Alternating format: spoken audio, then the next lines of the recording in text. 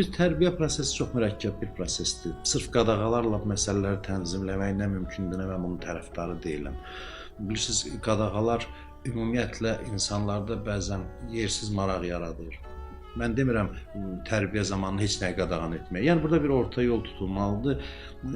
Yeri gəlmişkən dinimizin də tərbiyə konsepsiyası mövcuddur. Yəni dinimizdə tərbiyə 7 illə bölünür. İlk 7 ildə uşaqların tam sərbəst buraxılması haqda hədislərimiz mövcuddur.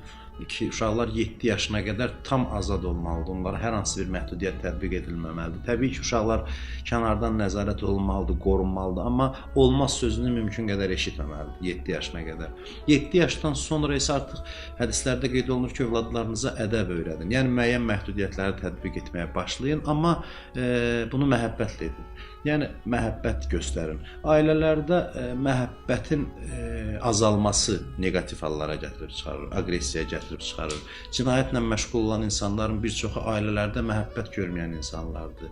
Həmin əxlaqsızlığa meyllənən insanların bir çoxu ailələrdə məhəbbət, isti münasibət görməyən insanlardır. Ona görə də ailələrdə mən düşünürəm ki, düzgün tərbiyə olunarsa gənclər bu kimi hallara az meyllənərlər. Onun üçün də biz övladlarımıza təkcə nəsihət verməklə kifayətlənməməliyik. Biz çox öyrəşmişik ki, biz övladlarımızı ancaq danlayaq, yol göstərək. Xeyr, biz onların azadlığını təmin etməliyik. Onların fikir azadlığına hörmət bəsləməliyik.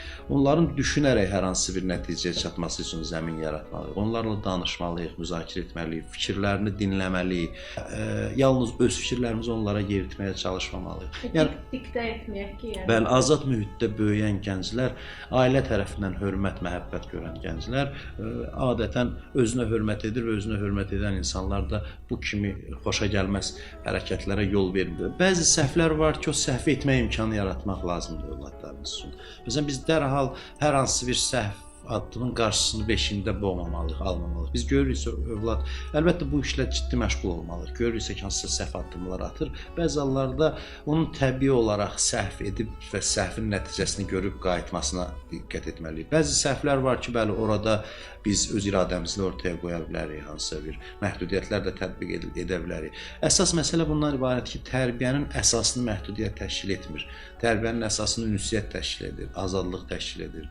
Tərbiyə prosesində övlad özünü bir yetkin şəxsiyyət olaraq görməlidir valideynin qarşısında. İnanın ki, bu olduqca önəmli mövzudur və bizim ailələrdə təəssüf ki, bəzən tam şəkildə buna riayət olunmur.